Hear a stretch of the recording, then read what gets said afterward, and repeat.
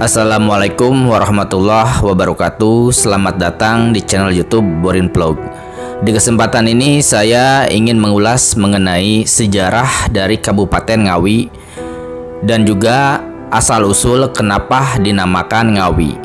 Bagaimana kisah dan sejarahnya, silakan disimak berikut ini. Ngawi merupakan sebuah kabupaten di Provinsi Jawa Timur. Pusat pemerintahannya atau ibu kotanya adalah Kecamatan Ngawi. Kabupaten Ngawi terletak di bagian barat Provinsi Jawa Timur yang berbatasan langsung dengan Provinsi Jawa Tengah. Kata Ngawi berasal dari kata Awi, bahasa Sangsekerta yang berarti bambu dan mendapat imbuhan kata eng sehingga menjadi Ngawi. Dulu, Ngawi banyak terdapat pohon bambu. Seperti halnya dengan nama-nama di daerah lain yang banyak sekali nama-nama tempat atau desa yang dikaitkan dengan nama tumbuh-tumbuhan. Seperti Ngawi menunjukkan suatu tempat di sekitar pinggir Bengawan Solo dan Bengawan Madiun yang banyak ditumbuhi bambu. Nama Ngawi berasal dari kata awi atau bambu yang selanjutnya mendapatkan tambahan huruf sengau eng menjadi Ngawi. Apabila diperhatikan, di Indonesia khususnya Jawa banyak sekali nama-nama tempat atau desa yang dikaitkan dengan flora atau tumbuhan seperti Ciawi, Waringin Pitu, Pelem, Pakis, Manggis, dan lain sebagainya. Ngawi menjadi lokasi tempat bersejarah yang cukup terkenal mulai dari Jagara, Alas Ketangga, dan Tawun.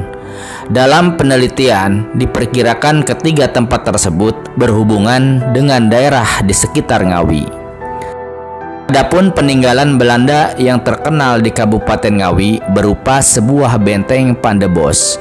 Benteng yang terletak di dalam kota Ngawi, yaitu di pojok timur laut, di sudut pertemuan antara Bengawan Solo dengan Bengawan Madiun. Benteng ini dibangun pada tahun 1839 hingga 1845 Masehi oleh pemerintah Hindia Belanda. Pada waktu itu, Ngawi mempunyai kedudukan yang sangat penting di bidang transportasi, yaitu sebagai urat nadi lalu lintas antara Madiun Rembang, Surakarta Madiun, Gresik, dan Surabaya. Untuk mempertahankan kedudukan strategis dan fungsi Ngawi, pemerintah Hindia Belanda membangun sebuah benteng pertahanan yang kemudian disebut Benteng Pandenbos. Oleh masyarakat Ngawi disebut Benteng Pendem karena seolah-olah nampak terpendam dikelilingi oleh parit yang lebar dan dalam yang dialiri oleh air dari sungai. Peninggalan Belanda yang tidak kalah pentingnya adalah Jembatan Dungus yang pernah dihancurkan Belanda untuk menghambat masuknya tentara Jepang di Ngawi.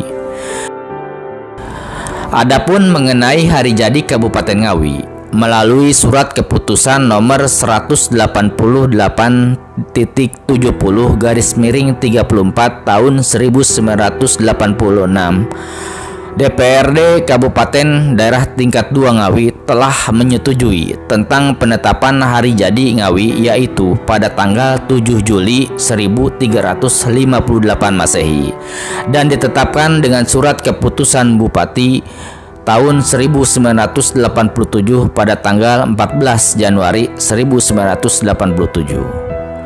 Namun demikian, tidak menutup kemungkinan untuk melakukan penelusuran lebih lanjut serta menerima masukan yang berkaitan dengan sejarah Ngawi sebagai penyempurnaan di kemudian hari. Mengenai sejarah Ngawi kuno, Ngawi tempo dulu adalah mosaik pusat kekuasaan kuno. Wilayahnya tersebar ke seantero Ngawi, baik yang bertopografi perbukitan maupun masyuri tanah datar. Yang di perbukitan meliputi 4 kecamatan, yaitu Sine, Ngerambe, Jogorogo, dan Kendal, yang bertengger di kaki Gunung Lawu. Di pelosok kawasan tersebut bertebaran situs purbakala yang mendukung persebaran pusat kekuasaan masa lalu. Uniknya, keberadaan pusat kerajaan kuno ini tidak hanya terekam dalam ingatan kolektif masyarakat dalam bentuk kisah lisan yang seringkali mengalami perubahan dalam penuturannya, tetapi juga tercatat dalam jagat keberaksaraan berupa prasasti dan naskah kuno, serta dalam studi-studi kolonial, sehingga unsur keabadian sumber tersebut terjaga meski tilasnya sudah tidak dikenali lagi. Kekuasaan yang pernah menancapkan cakarnya di Ngawi terbagi dalam beberapa masa yang panjang. Berdasar benda-benda bersejarah yang kebanyakan disinyalir ditinggalan dari kerajaan Majapahit, ternyata banyak diantaranya merujuk pada kerajaan di era sebelum Majapahit. Terdapat 4 tempat yang merujuk pada pusat pemerintahan tempo dulu, yaitu Jogorogo, Tawun, Ketonggo, dan Powan. Semuanya meninggalkan tilas catatan dalam Hasanah Lawas. Jogorogo yang kini namanya merupakan sebuah kecamatan, termasuk kerajaan tempo dulu yang menyedot perhatian kalangan sejarawan Eropa karena namanya disebut-sebut dalam prasasti kuno. Selama ini, negara Jogorogo diduga berada di antara Gunung Lawu dan Bengawan Solo, sebelah selatan Pegunungan Kendeng. Untuk ketepatan pelacakannya, terdapat beberapa pendapat. Palentigen dalam bukunya menyebut kawasan Jogorogo terletak di antara daerah Gunung Lawu dan Kali Semanggi atau Bengawan Solo, sedangkan Krom menyebut bahwa daerah Jogorogo di kawasan Madiun. Nama Jogorogo disebut dalam prasasti Waringin Pitu yang ditemukan di desa Suradakan, Trenggalek, berangka tahun 1369 Saka atau 1474 Masehi. Jogorogo juga disebut dalam Pararaton tahun 1613 Masehi. Adapun prasasti Tembaga Waringin Pitu dikeluarkan oleh Raja Jayavara Kramardana atau Dyah Kertawijaya pada tahun 1369 Saka atau tepatnya 22 November 1474 Masehi. Prasasti itu menyebut penguasa di Jogorogo yang disapa dengan Paduka Batara Ring Jagaraga, yaitu bernama Wijayen Duwidewi. Sebutan itu sebagai nama penobatan atau Raja Biseka atau Wijaduhita sebagai nama kecil atau nama kelahiran. Prasasti tersebut juga memuji Praja Putri Jogorogo dengan deretan kalimat dalam bahasa Sangsakerta yang indah. Sejarawan dan pahlawan kita Muhammad Yamin mengartikan kalimat tersebut dengan terjemahannya sebagai berikut. Selanjutnya perintah Sang Prabu diikuti pula oleh Sri Paduka Jogorogo, nan bertingkah laku lemah gemulai dan utama sesuai dengan kesetiaan kepada suaminya, nan dibersihkan kesadaran yang utama dan tidak bercacat, yang kaki tangannya dihiasi yang utama yaitu tingkah laku penuh kebajikan dan lain-lainnya, yang berhati sanubari tentang sesuai dengan kenang-kenangan yang tak putus-putusnya kepada suami, yang bertegak gelar kerajaan berbunyi Wijaya Indu Dewi dan bernama kecil Dyah Wijaya Duhita. Lokasi tepat negara Jogorogo memang belum dapat dipastikan. Namun, di kawasan Desa Tanjung Sari, Kecamatan Jogorogo, terdapat tinggalan purbakala berupa fragmen candi dengan pusat tinggalan yang terbilang utuh adalah Yoni. Dalam tradisi lisan, masyarakat setempat meyakini bahwa benda tersebut berasal dari kerajaan Wiroto, dengan Ratu Putri sebagai penguasanya. Jika cerita tutur tersebut dihubungkan dengan isi prasasti, terdapat kecocokannya. Selain di Tanjung Sari, di Desa Ngrayudan, Kecamatan Jogorogo, juga terdapat situs purbakala yang hingga kini masih dapat dilihat dan menunjukkan kekunoannya. Kerajaan lainnya adalah Metahun. Oleh para sarjana, Metahun diperkirakan terletak di sebelah barat Bojonegoro, sebelah utara Bengawan Solo, dan dekat dengan Cepu. Namun sumber lain menyebutkan bahwa lokasinya tidak jauh dari Madiun. Diperkirakan wilayah kekuasaan Metahun tidak jauh dari Desa Tawun yang sekarang terkenal dengan sendang atau beji. Dan setiap tahun diselenggarakan ritual pembersihan beji.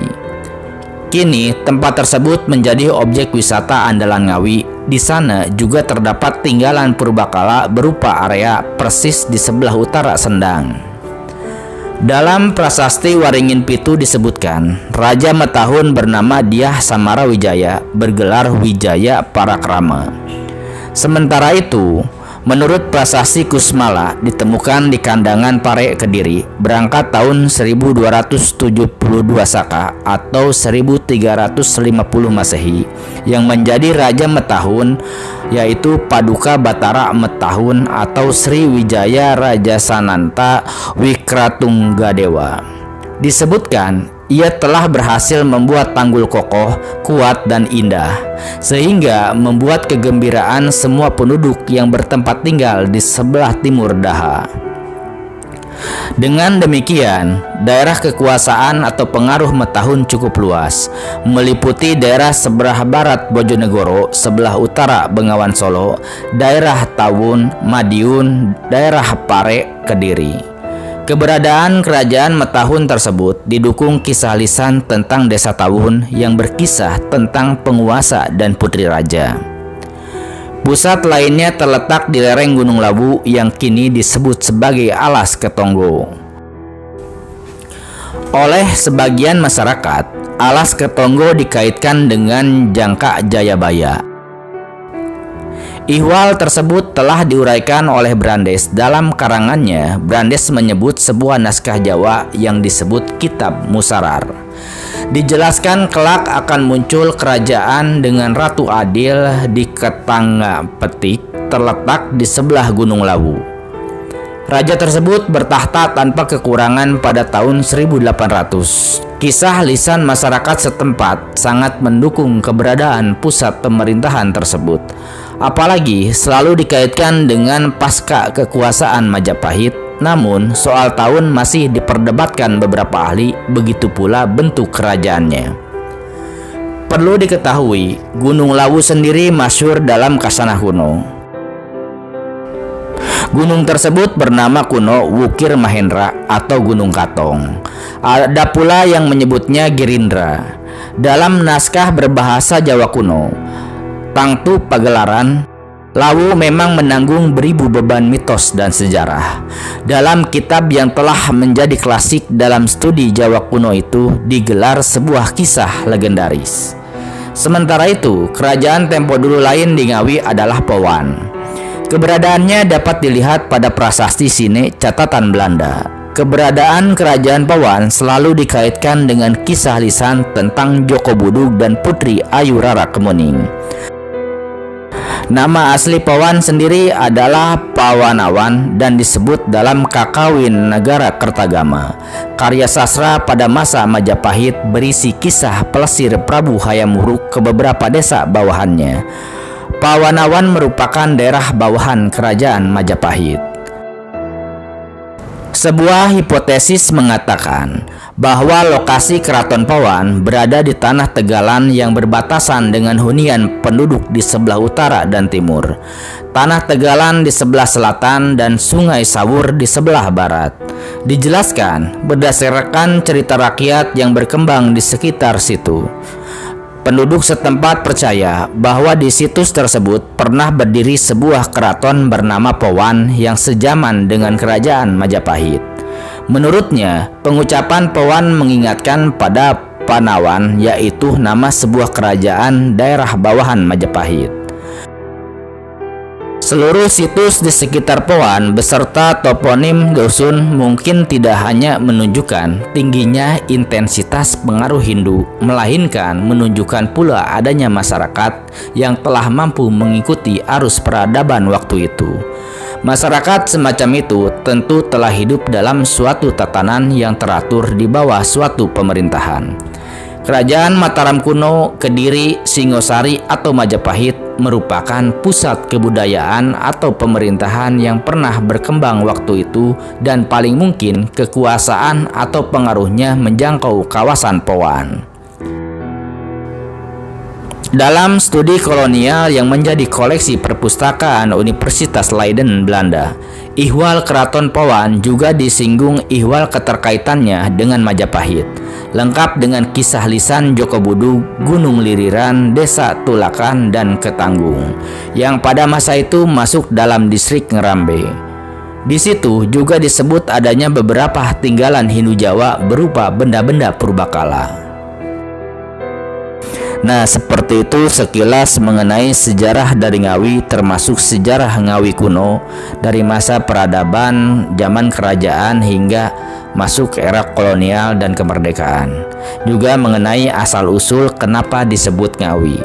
Terima kasih sudah menyimak kisah ini di channel YouTube Borin Vlog. Kurang lebihnya mohon maaf. Silakan simak kisah sejarah, dongeng, legenda, ataupun cerita rakyat lainnya yang tersedia di channel ini. Terima kasih atas perhatiannya. Assalamualaikum warahmatullahi wabarakatuh.